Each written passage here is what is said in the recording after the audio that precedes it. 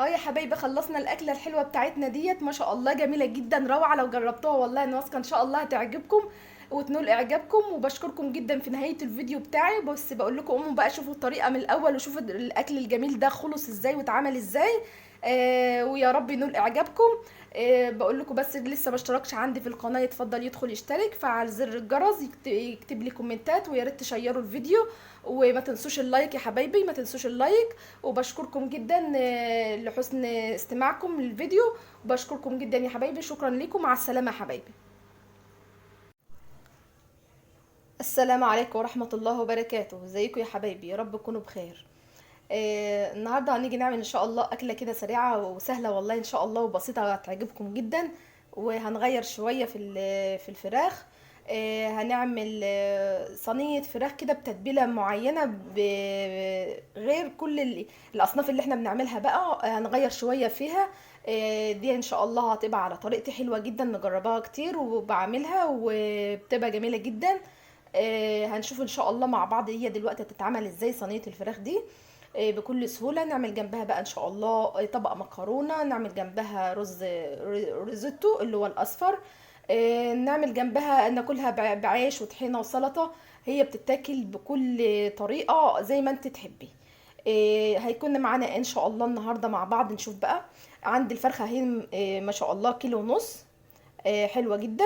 المقاس دوت بيبقى حلو جدا عشان طبعا بيستوى بكل سهوله، ما بياخدش معانا وقت على النار. وعندي هنا التوابل بتاعتي، التوابل اللي احنا هنحطها في الصينيه بتاعه الفراخ ديت هتبقى ايه. هتبقى عندنا الملح، وعندنا عندنا الملح وعندنا الكمون. وعندي ربع معلقه صغيره من القرفه اللي حابب يحطها، بس هي بتدي ريحه جميله جدا ونكهه كمان، وطعم في الفراخ بيبقى جميل جدا. وعندي هنا الكاري، عندي هنا كاري وبهارات فراخ، وعندي هنا الكركم، وعندي هنا الفلفل الاسود، وعندي هنا البابريكا. دي البهارات ان شاء الله اللي هنحطها في الفراخ. البهارات دي بتدي ريحه جميله جدا للفراخ، وبتدي كمان لون، زي البابريكا بيدي لون والكاري بيدي والكركم بيدي لون.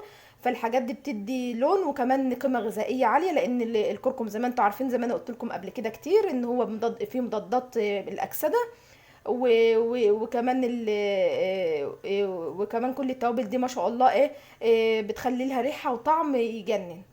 هنشوف ان شاء الله احنا هنعمل ايه مع بعض. انا طبعا مقطعه عندي هنا عندي مقطعه بصله متوسطه كده، مقطعه حلقات. وفلفله برضو زيها برضو مقطعه حلقات. وليمون برضو مقطعه حلقات. هنشوف كده مع بعض. وعندنا هنا نص كوبايه زيت هناخد منها، هنحط برضو منها على الفرخه. بس الاول قبل ما طبعا هحطها في الصينيه لازم ان شاء الله همسكها كده وافتحها من ورا واقطعها، وهوريها لكم ان شاء الله دلوقتي انا قطعتها ازاي، عشان طبعا نفردها في الصينيه وننزل عليها كل ان شاء الله التوابل والحاجات اللي احنا مقطعينها دي قدامكم ان شاء الله دلوقتي. سهله ان شاء الله وبسيطه، هتعجبكم جدا. خليكم معايا كده اما نشوف هنعمل ايه. اهو يا حبايبي هنعمل ايه بقى مع بعض. انا ان شاء الله انا قطعت الفرخه اهوت، فتحتها طبعا من الظهر زي ما انتم شايفين، وغسلتها طبعا بميه وخل وطبعا وملح. ولو عندك تعصري ليمون كمان، بس الخل طبعا زي الليمون. اهو خليتها زي الفل وفتحتها زي ما انتم شايفين كده بالطريقه دي اهي. اهو من ورا كمان اهو.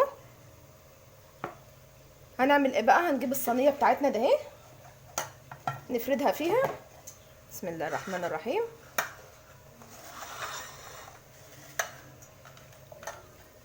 هنفرد الفرخه كده فيها اهي زي ما انتم شايفين كده. وهننزل عليها انزل عليها اول التوابل عشان احدقها اول من كل ناحيه كده. ننزل عليها كل التوابل اللي عندنا دي بقى اللي انا قلت لكم عليها. ان شاء الله هتعجبكم جدا. بيبقى ريحتها حلوه جدا جدا وهي على النار.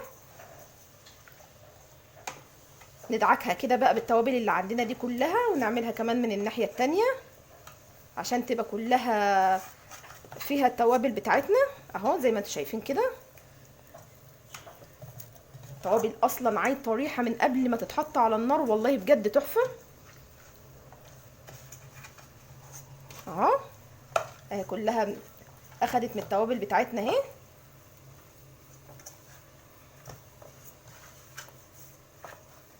اهو اشطف بس ايديا كده واجي اوريكم هنعمل ايه. نعمل ايه بقى؟ هنجيب السكينه كده ونغرز كده في اللحم بتاعها كده، عشان طبعا التوابل دي كلها هي تشرب منها، زي ما انتوا شايفين كده اهو. وبرده في الصدر بتاعها كده، وفي الفخذ بتاعها نغرزها، بس ايه تغريزات كده بسيطه من كل حته كده، عشان بس يدخلها كل التتبيله. احنا عايزين التتبيله توصل لكل حته فص فيها اهو. اهو بعد ما غرزناها هنعمل ايه؟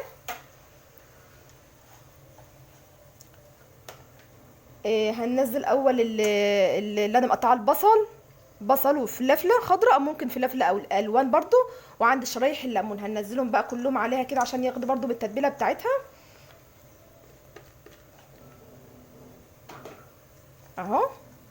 ندعكهم برضو فيها كده.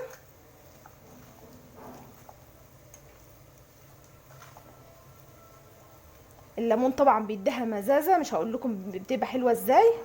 الفلفله بتديها ريحه قويه وتخليها زي ما يكون هتاكليها وهي على النار اهو. تحطوا بقى عليها كلهم كده عشان ايه؟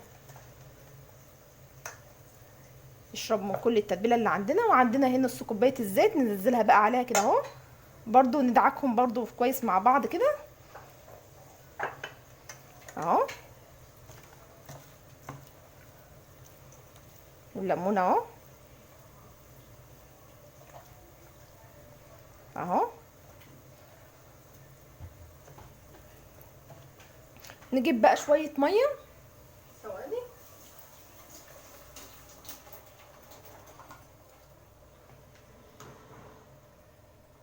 ننزل بقى بشويه ميه كده ايه على الصينيه، عشان احنا هنحطها على النار على البوتاجاز. كل الكلام ده يغلي بقى ان شاء الله كله مع بعضه. بعد ما يغلي كل الكلام ده مع بعضه هنشوفها بقى استوت. وهنظبط طبعا الملح بتاعها، هندوقها من وقت للتاني ونظبط الملح بتاعها. وبعدين لما تستوي خالص، لو عايزت كمان ميه قبل لسه ما استوتش، ولو عايزت كمان ميه ممكن نحط لها برده حبه صغيرين بحبه صغيرين. لما نحس انها استوت الفرخه خالص، هننزلها بقى على الشوايه من تحت، تاخد اللون والتحميره ايه الحلوه بتاعتنا. خليكم معايا كده اما نحطها على النار اهو. زي ما انتم شايفين كده يا حبايبي، انا حطيتها على النار وابتدت تغلى اهي. طبعا الروايح طلعت الله الله جميله جدا. ان شاء الله الوصفه دي هتعجبكم. هنسيبها طبعا في الميه دي زي ما قلت لكم، لو نقصت الميه وهي لسه ما استوتش بتزود الميه شويه. وبنغطي عليها دلوقتي باي غطا حله عشان طبعا تستوي.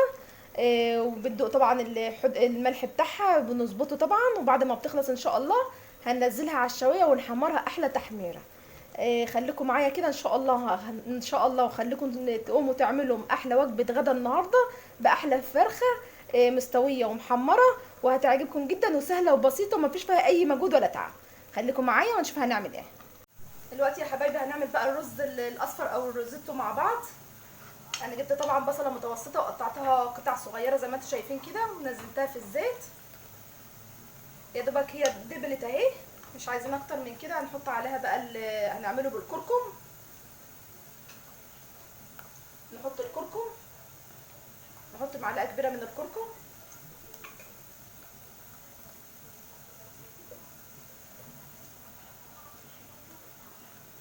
واللي عنده كاري برضو يحط كاري، واللي عنده قرفه من اللي هي الاعواد اللي هي الخشبيه ديت طبعا يحط قرفه اعواد خشبيه. انا ما عنديش، هحط ربع معلقه صغيره خالص من القرفه، مش هكتر يعني. ونحط كمان مع نص معلقه صغيره من الفلفل الاسمر.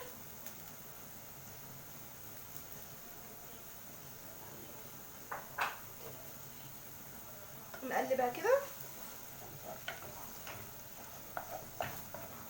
طبعا اخدوا اللون مع بعض والريحه طبعا جميله جدا. نكون بقى غسلين الرز الابيض بتاعنا، ننزل بيه عليه. ننزل بقى بالرز، احنا طبعا غسلينه ومصفيينه. ننزل بالرز على طول اهو. دول كوبايتين رز لكل كوبايه زي ما قلت لكم بنحط كوبايه ميه. ندي تقليبه بس كده فيه. ريحته والله جميله جدا جدا، هيعجبكم قوي الرز ده، ريحته حلوه قوي قوي. طبعا اللي عنده الليمون اللي هو الاسود ده الناشف يحط منه، وعود القرفه زي ما قلت لكم، بس انا ما كانش عندي عود قرفه، حطيت ربع معلقه صغيره جدا، ما تكتروش، لان طبعا انتوا عارفين القرفه المطحونه مش زي القرفه الناشفه. هي طبعا انا حاطه معلقه صغيره، ربع معلقه صغيره خالص، يعني مش هتديها طعم ولا حاجه، مش هتديها طعم صعب. ننزل بقى بالميه. بسم الله الرحمن الرحيم. اهو اللون طبعا حلو جدا. اللي عايز طبعا يغمقه عن كده يحط كمان شويه كركم صغيرين.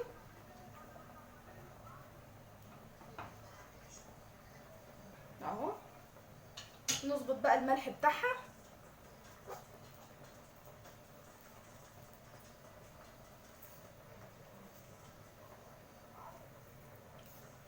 نحط معلقتين من المعالق الصغيره ديت بتاعه الملح، ونسيبه طبعا يتشرب. اهو نقلبه بس ونسيبه بقى طبعا يتشرب بقى ويستوى بقى مع بعضه. هوريهولكوا بعد ما يخلص، خليكم معايا. اهو يا حبايبي الرز بتاعنا خلص واتشرب اهوت، وبقى ما شاء الله مفلفل وجميل ولونه حلو قوي قوي قوي كده. اهو هنعمل ايه بقى، انا كنت بس عايزه اوريهولكم، واحط معاه شويه زبيب كده عليه بعد ما خلص كده طبعا، عشان احنا ما حطيناهوش من الاول، احنا مش عايزين نحط الزبيب من الاول، احنا عايزين نحطه بعد ما خلص كده. طبعا البخار بتاع الميه بتاع الرز دوت هيخلي الزبيب ينفخ ويبقى جميل. اهو نحط بس شويه زبيب يديه طعم وقيمه غذائيه طبعا، وبيخليه طعم جدا، هيعجبكم قوي بالطريقه دي لو جربتوه ان شاء الله. هنقلبه بقى عليه كده ونسيبه، طبعا هيبقى حلو قوي دلوقتي تشوفوه. اهو جميل جدا جدا. لو جربتم الريزيتو بالطريقه دي ان شاء الله هتعجبكم، انا واثقه.